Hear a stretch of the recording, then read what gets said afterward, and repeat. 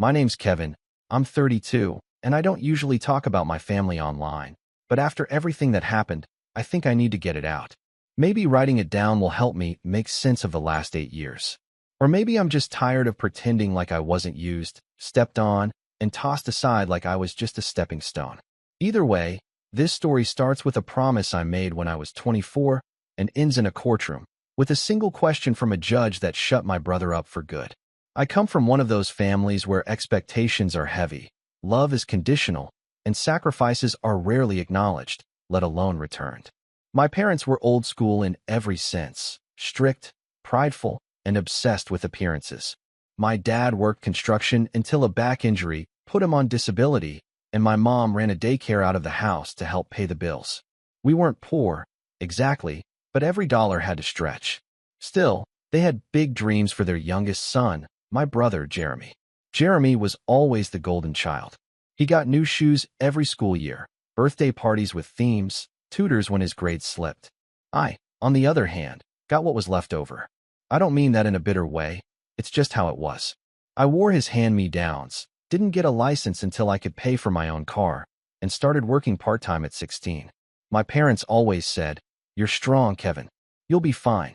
Jeremy's different. He needs more support." That became the mantra of my youth. By the time I was 24, I was working 2 jobs, one as a delivery driver during the day, and another doing inventory for a warehouse overnight. Sleep was a luxury I didn't get often, but I kept going. Why? Because Jeremy had just gotten into law school, and my parents didn't have the money to help him. He had some scholarships, but there were still thousands of dollars in tuition, housing, books, and living expenses to cover. And somehow, without much of a conversation, it was just assumed I would handle it. I remember the exact moment I agreed. It was a quiet afternoon, the sun was leaking through the blinds, and I'd just finished a double shift. I was nursing a cold slice of pizza and trying to stay awake when my mom sat beside me, holding Jeremy's acceptance letter like it was a golden ticket. She looked at me, all proud and hopeful, and said, "He got in. Full-time, 3 years. Can you help him, Kevin? Just until he's on his feet." There wasn't a please, just the kind of tone that makes it clear you don't really have a choice. I nodded. What else was I supposed to do? So I paid. Rent for his apartment. Groceries. A laptop. Emergency dental work 1 semester. Textbooks that cost more than my monthly car insurance. I picked up extra shifts, took freelance gigs, even postponed getting my own apartment so I could keep living with my grandmother rent-free. I'd leave for work at 8 a.m., come home around 1 a.m., crash on a mattress in the attic, and do it all over again the next day. Meanwhile, Jeremy got to live the college dream. Study groups, internships, networking events, even a spring break trip to Miami. He never once said thank you. Not once. At first, I told myself he was just stressed. Law school is brutal, right? He was probably too busy or overwhelmed to realize how much I was doing. I made excuses for him. I let it go. I was proud of him, genuinely. I thought, one day he'll make it. He'll be successful. And he'll remember who got him there. Grandma was the only one who ever really noticed what I was doing. She was my safe place in that house. She had this way of seeing right through people.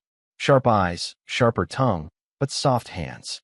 She used to sit with me at night when I got home, brewing tea even though she didn't drink it herself. "You work too hard," she'd say. "And that boy's taking it for granted." I'd shrug it off and say, "It's just temporary." But deep down, I think I knew she was right. The disrespect didn't come all at once. It was a slow trickle. First it was Jeremy complaining that I wasn't fast enough sending money. Then it was him rolling his eyes whenever I mentioned being tired. I'd show up with groceries and he'd say, "You didn't get almond milk? I told you I'm trying to cut dairy." One time, I brought him dinner, after working a 15-hour day, and he barely looked up from his laptop before muttering, "You forgot the sauce." I can't eat it without the sauce. It hurt. Of course it did. But I kept quiet. I kept showing up. Because that's what you do for family, right? Everything shifted the week Grandma passed away. She'd been in declining health for a while, but she was still sharp. The night before she died, she called me into her room and made me promise something. "Kevin," she said, "you've carried this family on your back. I want to make sure you're protected." I didn't understand what she meant at the time. I thought she was just talking about life, about resilience. But then, a few weeks after the funeral, the will was read. And that's when everything began to unravel. Grandma left me the house. Not just the attic space I'd been crashing in, the entire house. It was paid off, a modest 2-bedroom bungalow, but in a decent neighborhood. She also left me a small savings account she'd been hiding from the rest of the family, about $38,000. For your future, the letter said. Jeremy got a letter too. It was short. One sentence. You never once said thank you. I thought he'd be hurt, maybe even embarrassed. But instead, he turned cold. I saw it in his eyes during the will reading. This flicker of something I hadn't seen before. Entitlement, maybe. Rage. Like he'd been cheated out of something he thought he deserved. That same night, he pulled me aside and said, "You're not actually going to keep the house, right?" I blinked. "What do you mean?" "You don't need it," he said, as if that settled it. "You're not married. You don't have kids. I just graduated law school. I'm about to start my life. You've already had your shot." I stood there, speechless. After everything I'd done, he thought he was the one who deserved my inheritance? And that was just the beginning.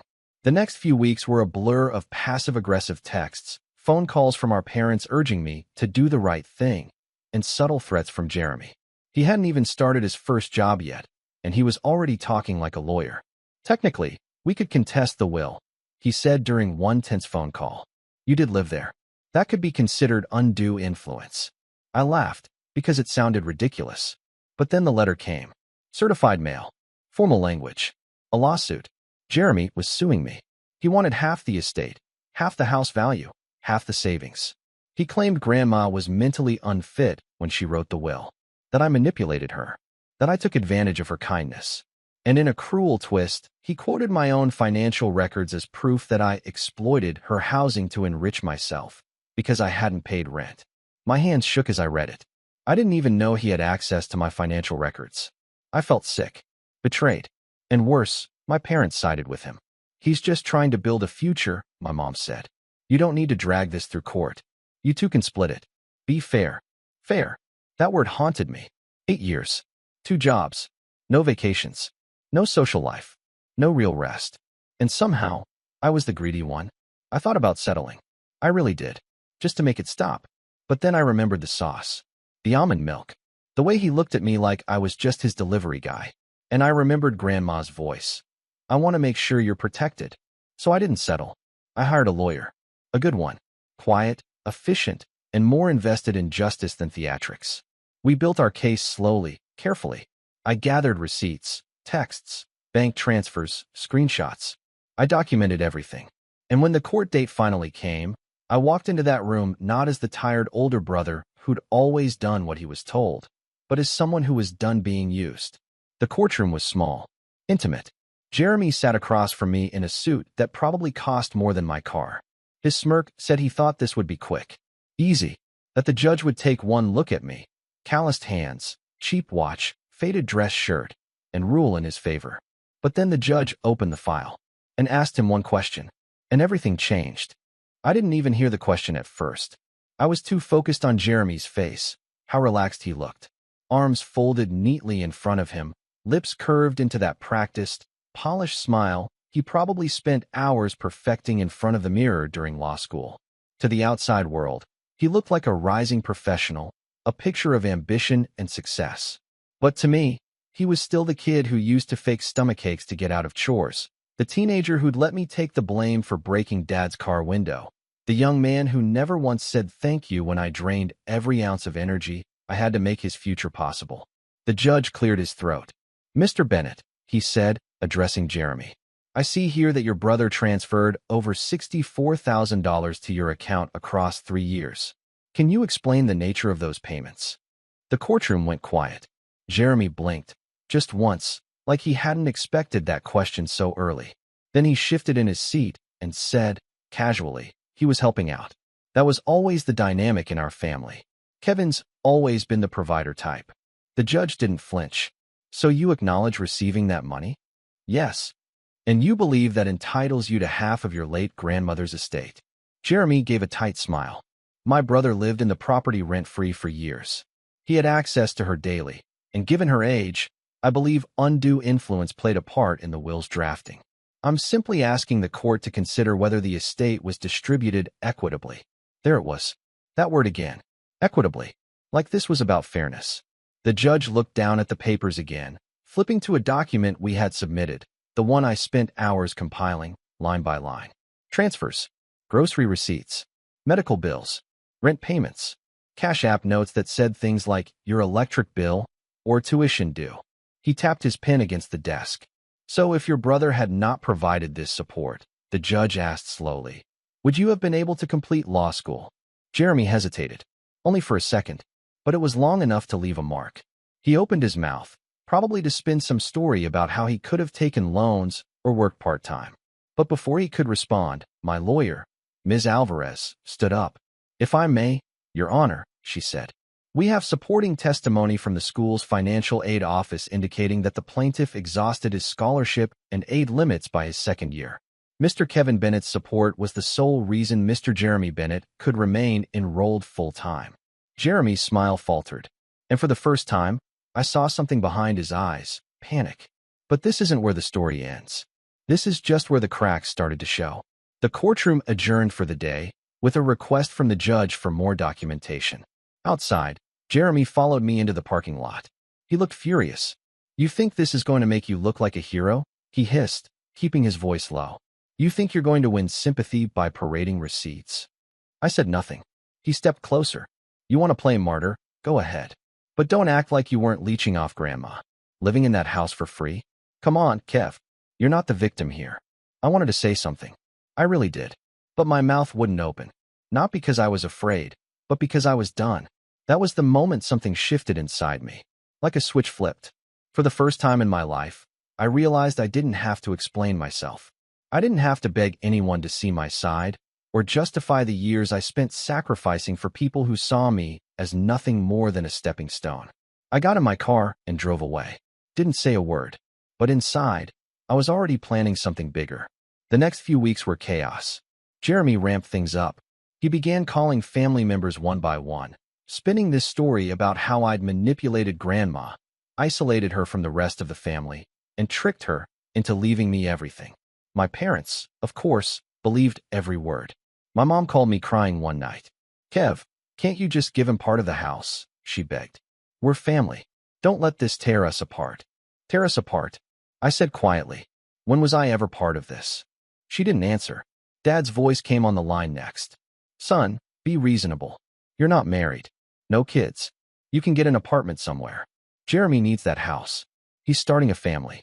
That line hit me harder than I expected. Not because of what he said, but how familiar it felt. You can manage. He needs it more. You're strong. Jeremy's different. I was 32 years old, and they were still reading from the same script.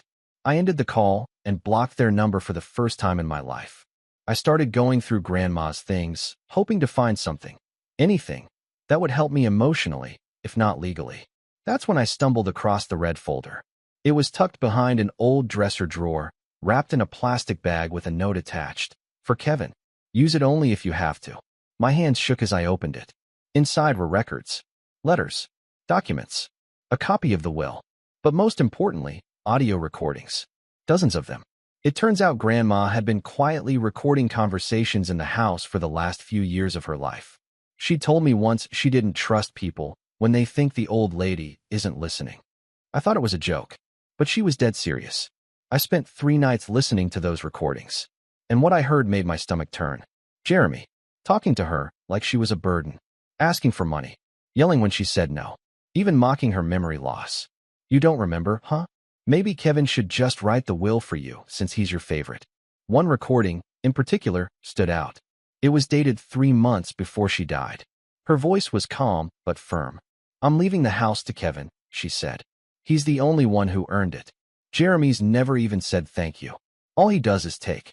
And one day, he's going to try to take from Kevin too. That boy's got a good heart. He won't fight unless I make him. My breath caught. I sat in the dark, listening to her voice over and over, like it was wrapping itself around my broken ribs. I brought the recordings to Ms. Alvarez the next day. She sat in silence for a while after hearing them, then nodded slowly. This changes everything. Jeremy, meanwhile, doubled down. He started showing up at the house unannounced. One afternoon, I came home from work to find him on the porch, pacing with a clipboard. What are you doing here? I asked. Appraisal, he said without looking up. I'm getting quotes.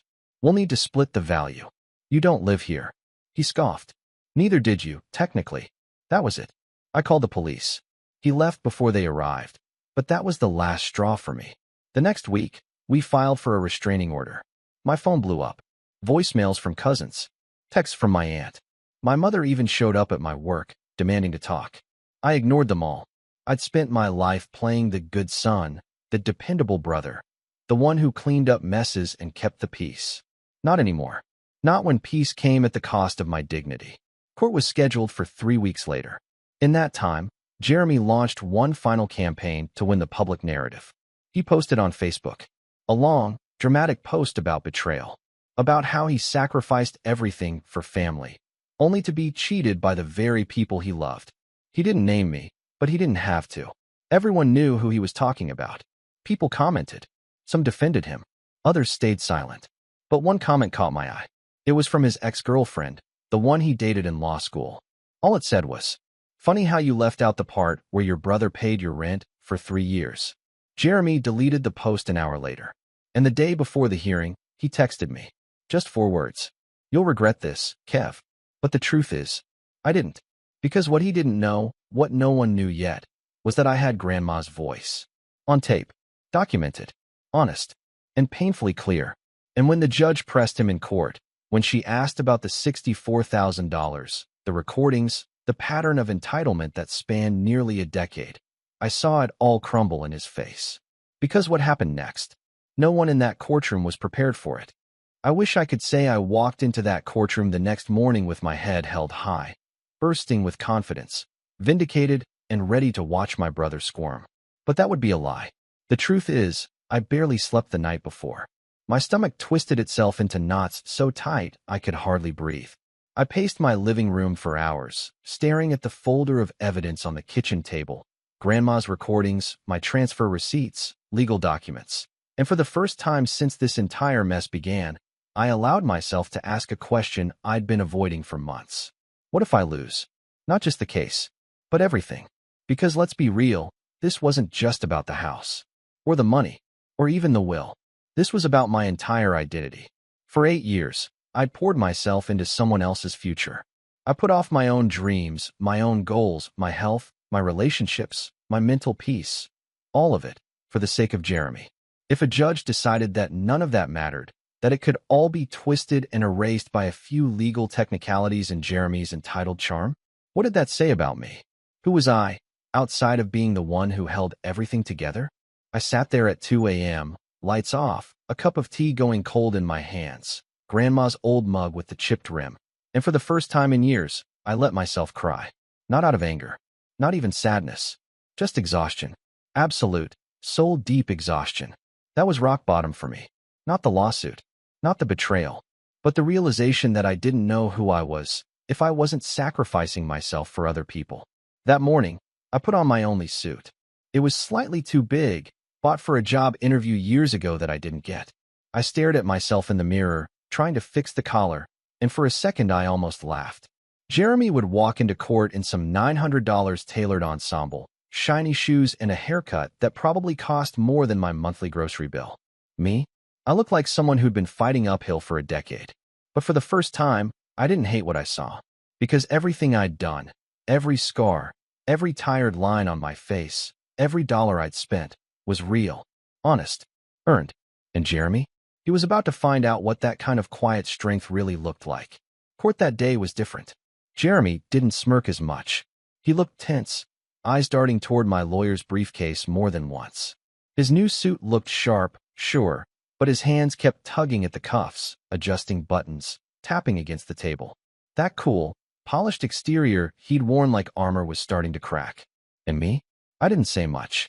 But when I handed over the folder of recordings to the judge, sealed, documented, indexed by date and topic, I watched something shift in the room. The air got heavier, slower. Jeremy's lawyer asked for a recess. It was granted. That's when things started to fall apart, for him. First, the judge ruled the recordings admissible. My lawyer had done the legwork, proving they were legal under our state's one-party consent laws, verifying the chain of custody, all of it. Jeremy's lawyer objected, of course, but it didn't stick. Then, the recordings were played, one by one. Not to the whole courtroom, just to the judge, in chambers. But we could all hear the muffled playback. My grandma's voice. Then Jeremy's. Raised. Condescending. Cruel. Demanding money. Accusing her of playing favorites when she couldn't afford to cover his utilities. Even joking about how he'd probably sue Kevin for the house one day. I watched his face as it played. He didn't blink. Didn't move. But his jaw clenched tighter and tighter until I thought he might crack a tooth. That was the fall. But my rise? It didn't come in one dramatic moment. It came quietly, slowly, over the next few months. Because lawsuits, contrary to what movies tell you, don't get resolved in a single afternoon. There are continuances, negotiations, document requests, motions filed. It's draining, expensive, emotionally punishing. But I stuck with it. Because I had to. Not just to win, but to heal. And in that slow, in-between phase, something unexpected happened. I started living. Really living. For the first time in almost a decade, I wasn't working 2 jobs. The warehouse let me go during the pandemic, and I hadn't picked up a second gig since. At first, I thought it would crush me. No side hustle, no grind. Just stillness. But in that stillness, I found space. Space to think. To breathe. To ask myself questions I'd buried under responsibility for too long. What did I want? What kind of future could I build for myself? Not for Jeremy. I started small. Repaired Grandma's back porch. She'd been meaning to fix it for years. I watched YouTube tutorials, bought the wood with my own money, and did it one board at a time. Then I fixed the leaky faucet in the kitchen, painted the attic, reorganized her old photo albums. Each task, no matter how mundane, felt like an act of reclaiming. Then one day, I pulled out an old sketchpad from the attic. I used to draw, back in high school.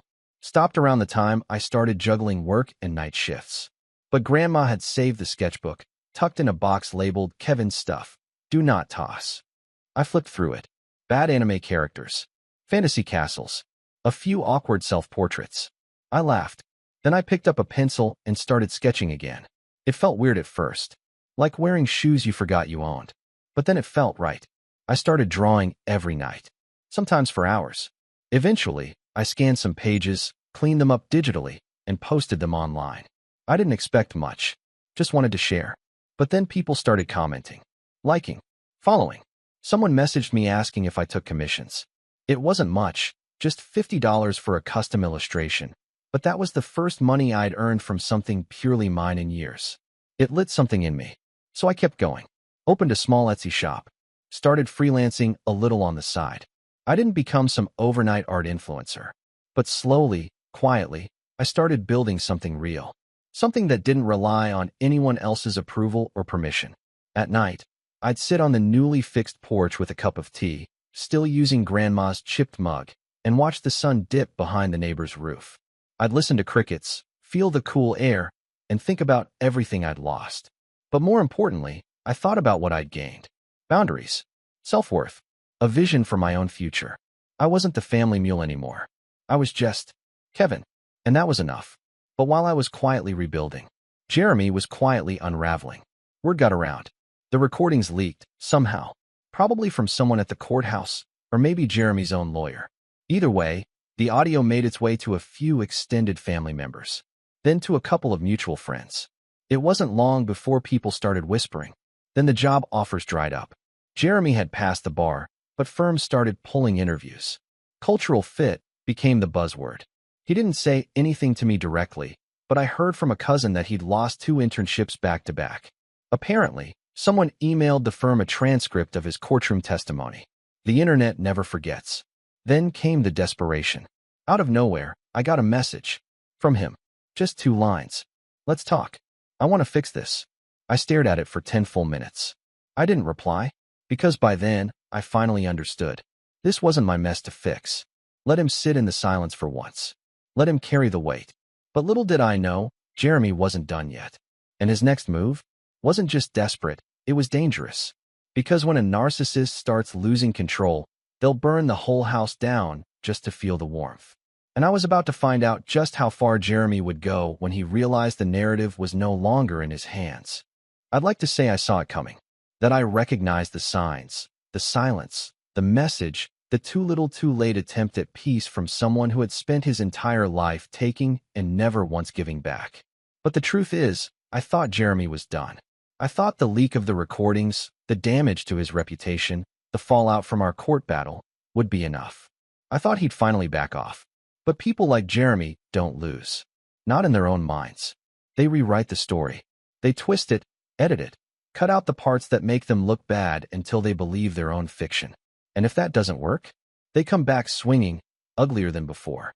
So when I didn't reply to his message, he took it personally. Of course he did. That's when things started happening. Small things at first, almost petty. My mailbox got smashed. Twice. A window on my car cracked mysteriously overnight, like someone tapped it with a wrench. One morning, I found the words thief keyed into the side of my truck. It was always just enough damage to annoy me, to cost me time and money, but never enough to prove it was him. I filed police reports. Nothing came of them. No witnesses. No cameras. Just suspicion and gut instinct. And a growing pressure in my chest that told me this wasn't over. Not even close. Still, I stayed calm. I kept fixing what he broke. Repainting. Repairing. Not reacting. Because I had already started planning something bigger. It started with a visit to the county archives. I wasn't sure what I was looking for at first. Maybe just closure. Maybe answers. But part of me wondered if Grandma had left behind anything else. Documents. Notes. Maybe even another letter. She'd always been meticulous, borderline paranoid. She kept physical copies of everything. She believed digital records were easier to erase. I spent hours sifting through paper files, old property tax documents, scanned letters she'd submitted to the county. Most of it was standard stuff. Until I found the deed transfer. She hadn't just left me the house in her will. She'd signed the deed over to me before she passed, almost 6 months before. And attached to the file was a notarized letter she'd written, explaining why. It read, "My grandson Kevin has lived with me for over a decade. He has provided care, financial assistance, and companionship without expectation. I am transferring the deed early to prevent confusion upon my death.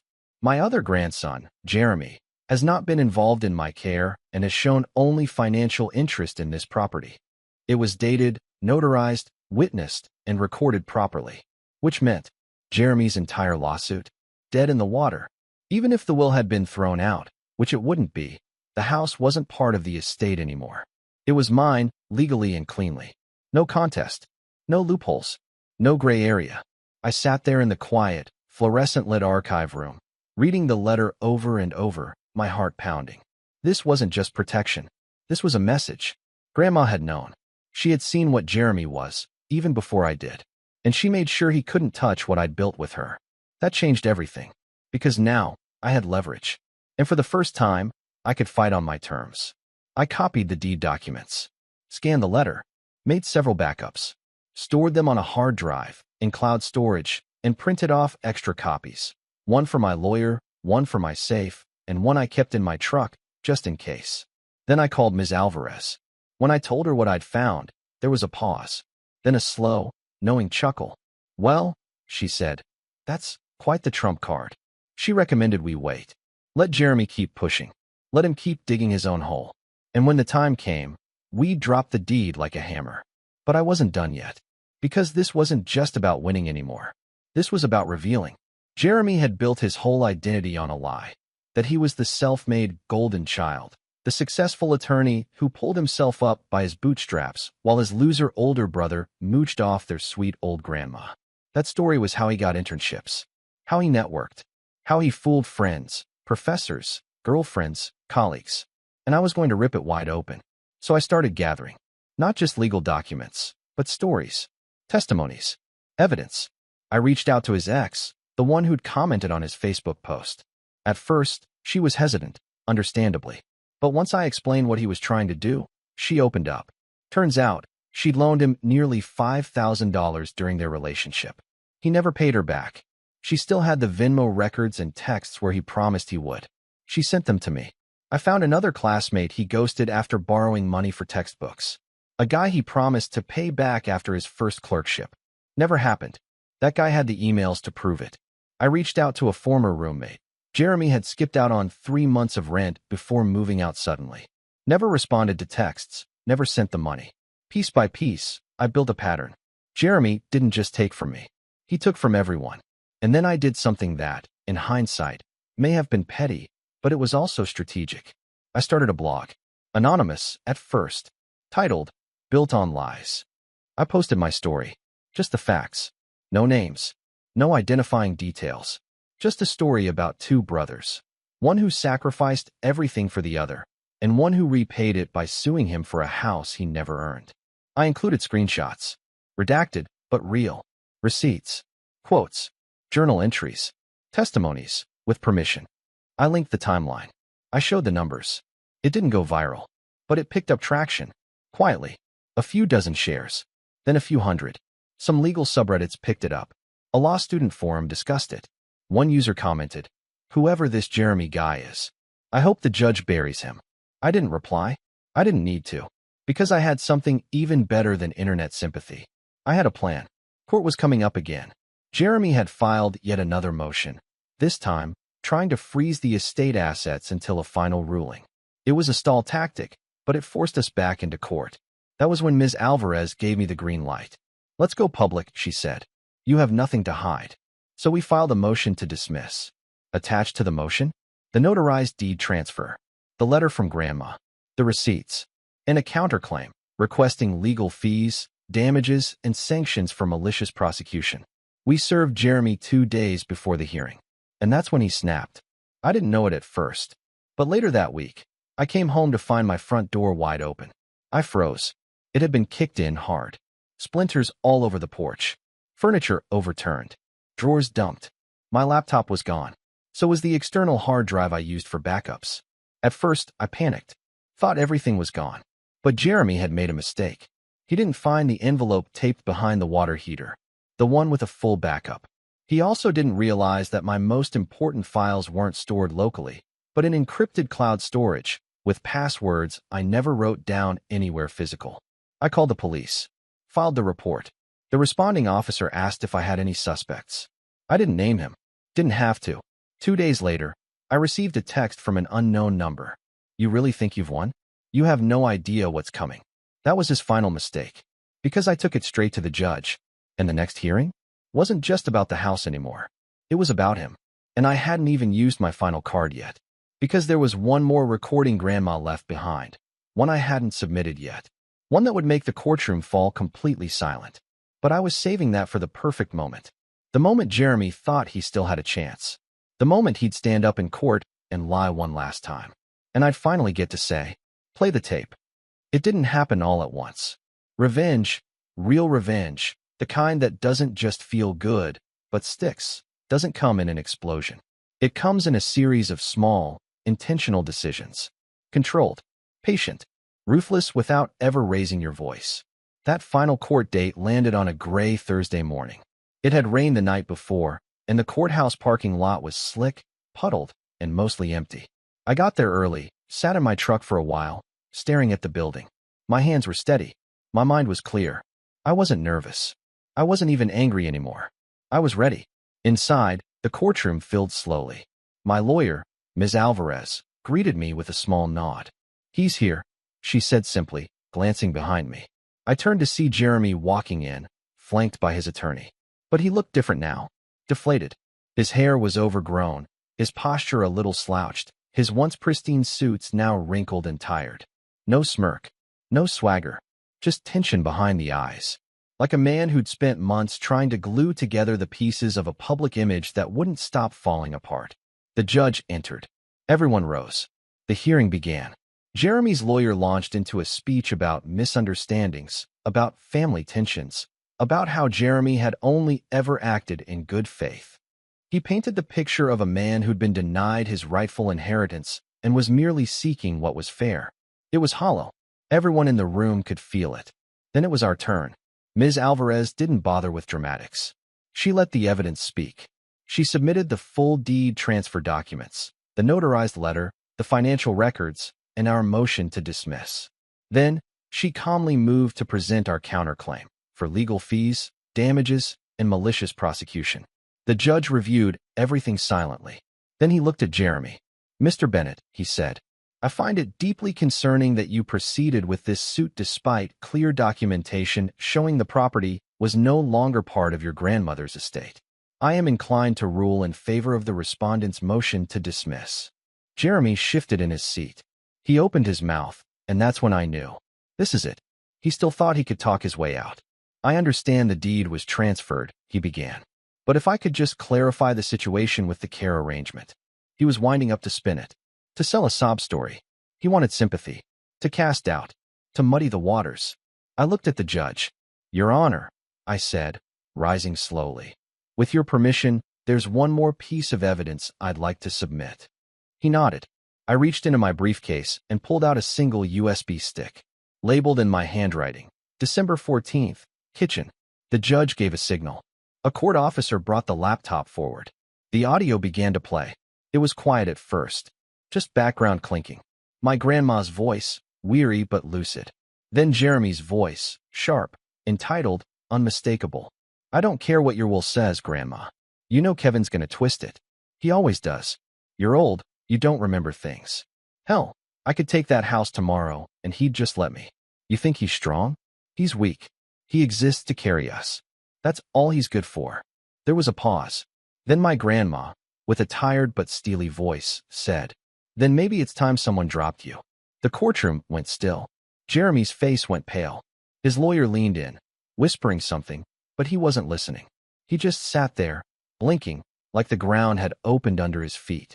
The judge looked at him for a long moment, then turned back to Ms. Alvarez. Motion to dismiss is granted. Respondent retains full ownership of the property. Counterclaim for damages will proceed to review. Bam. Gavel down. It was over. Jeremy stood slowly. He didn't even look at me. Just turned and walked out of the courtroom, face tight, fists clenched. He didn't say a word. But I wasn't done. Outside, the sun had come out, pushing through the gray clouds. I stood on the courthouse steps, watching him storm toward the parking lot. I didn't follow. I didn't need to. Because revenge wasn't just beating him in court. It was everything that came after. The fallout came faster than I expected. 2 days later, the story broke online. Someone linked the court records to my blog. A few legal news outlets picked it up. Not a front-page scandal, but a quiet, humiliating ripple. Enough to make waves in the circles that mattered to Jeremy. Internship rescinded. A bar ethics review launched. Law school professors disavowed his behavior. Former friends unfollowed him publicly. Even his exes chimed in anonymously on forums, sharing their own stories. The narrative was no longer his to control. He tried to fight back.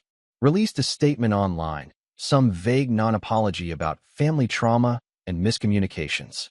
But no one bought it. His name became synonymous, in a niche corner of the internet, with entitlement and self-destruction. And me? I went home. To my house. To the porch I rebuilt. The walls I painted. The kitchen where Grandma and I had made tea. I planted a garden in her honor, just a small one. Daisies and tulips. She loved tulips. I placed a bench near it, sanded and stained by hand. On the bench, I carved a quote. The strong carry, but even they deserve rest. Life didn't magically fix itself after that. I didn't become rich or famous. I still had bills, deadlines, responsibilities. But I had peace. I had boundaries. And slowly, I started letting good people in. I reconnected with an old friend who ran a design studio. Showed her my drawings. One thing led to another, and I started working part-time doing layout concepts for children's books. Nothing fancy, but it paid, and it felt right. I rebuilt myself the same way I'd rebuilt that porch, carefully, one piece at a time. I never heard from Jeremy again. Last I checked, he moved out of state, trying to start fresh. But I know him. He'll keep spinning new versions of the story, trying to scrub out the parts that hurt. Let him, because I don't carry him anymore. I don't carry anyone who wouldn't lift a finger for me. And when I sit on that bench, coffee in hand, sun hitting the tulips, I remember what it feels like to finally live life on my own terms. Not as someone's crutch, not as someone's scapegoat, just as me, Kevin, the man they underestimated, the man they used, the man who walked away stronger and never looked back.